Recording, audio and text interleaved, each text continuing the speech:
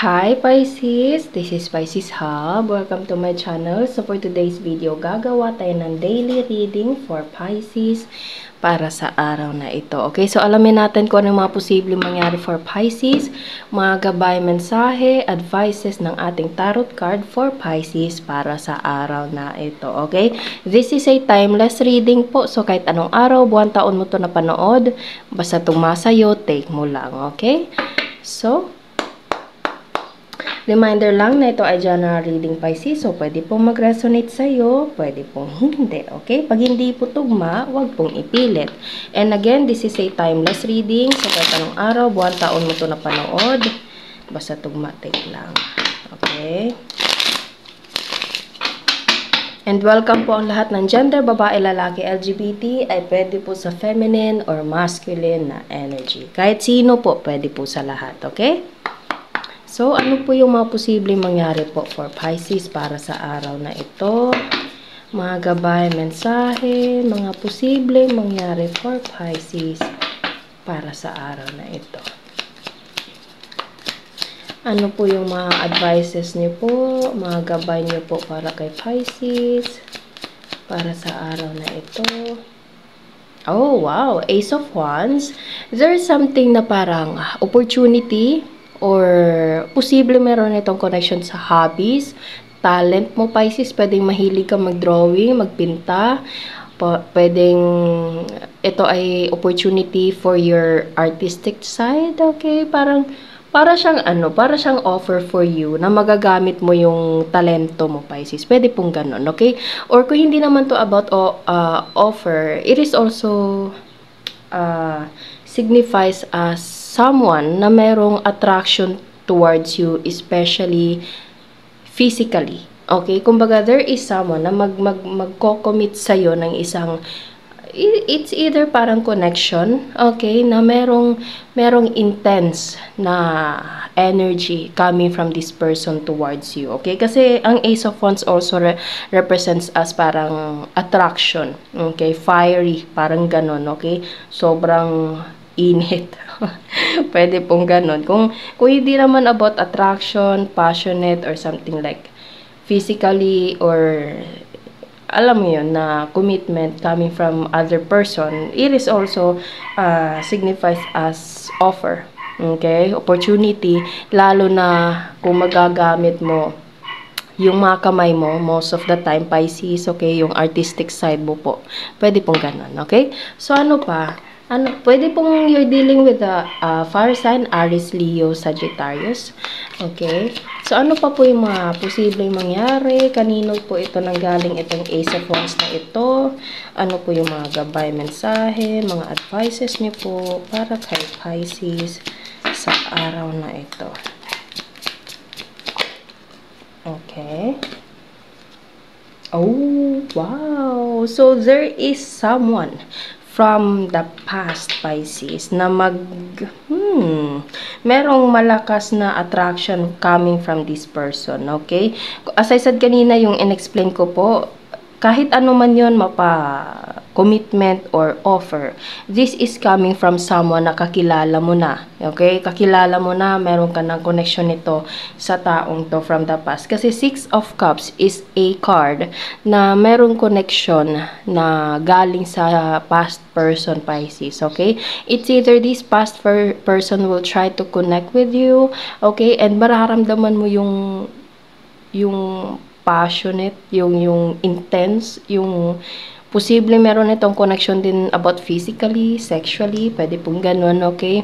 So, medyo mainit yung dating ng taong to, okay? It's either makikipag-reconnect ito sa'yo, okay? Makikipag-usap, alam mo yun, merong reunion galing sa taong to.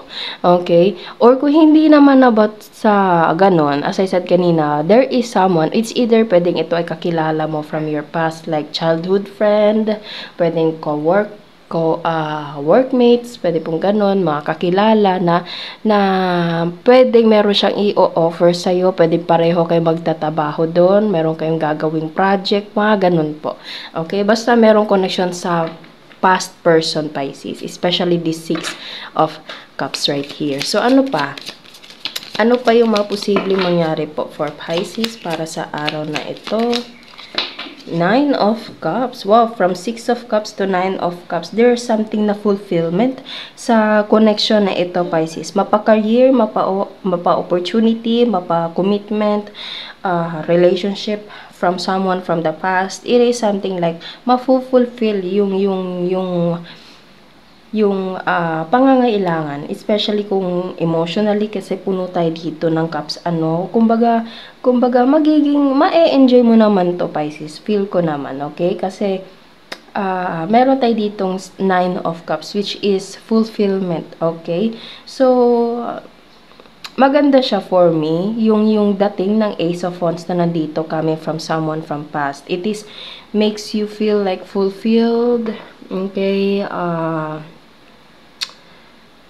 gusto mo din to, Pisces. It's either minamanifest mo tong taong to, okay? It's either gusto mo din siyang bumalik sa'yo. Pwede pong ganon, okay? Coming from the past person, okay? Or pwedeng babawi itong taong to sa nangyari dati. And alam mo yun, nakikita nyo, para siyang nagtatabaho, gumagawa siya ng another na cup, okay? So, it means na this person will try to reconnect, pwede pong ganon, and kumbaga aayusin, this person comes in a better way, Pisces, okay, better person na siguro itong taong to, and maganda yun, okay, everybody changes, and feel ko naman everybody deserves a second chance, pero of course, meron tayo ditong limitation, Pisces, and depende na yun sa kung ano yung nangyari sa inyo from the past. Kayo na po bahala, Pisces, kung ano yung gagawin nyo po. Pero, yeah, as I said kanina, there's a person po from the past na merong connection sa'yo. Okay? With this Ace of Wands. Ano pa po? Ano pa po yung mga posibleng mangyari po for Pisces?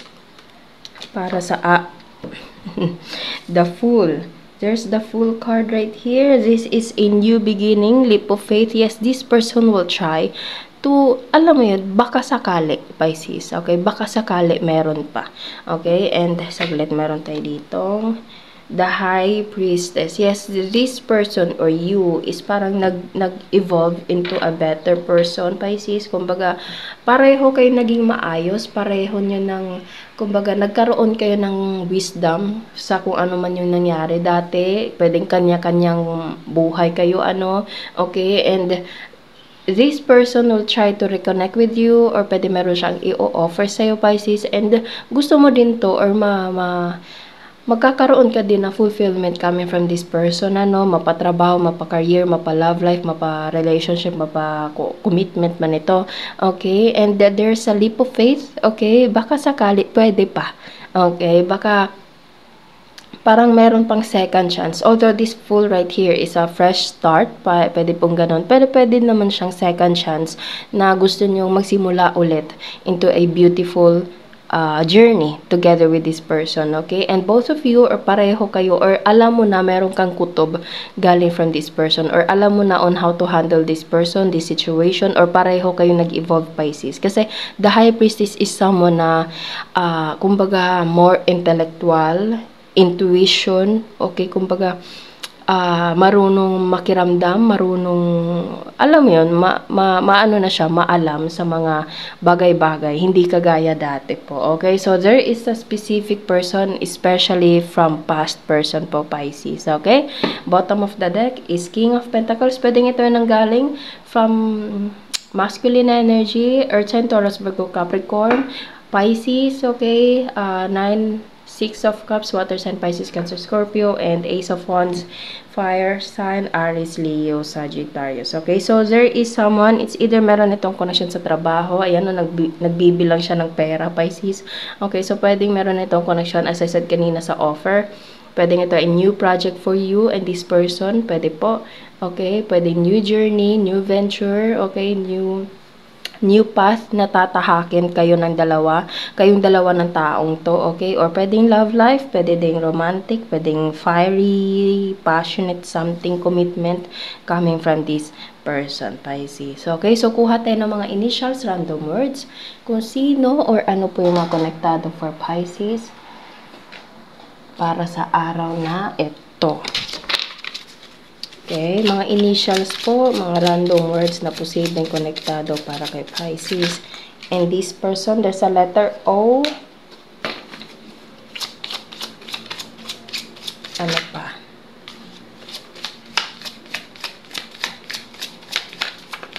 Ayun, there's a letter M. It's either initial mo yan, Pisces, or initials ng taong to. Ano pa po yung message nyo po for Pisces? Ano pa? Ayan. Travel.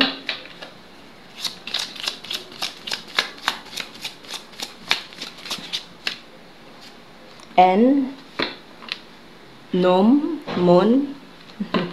Okay. So, ano pa? Isa pa po. Isa pa.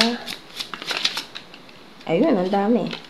Sunshine and ice.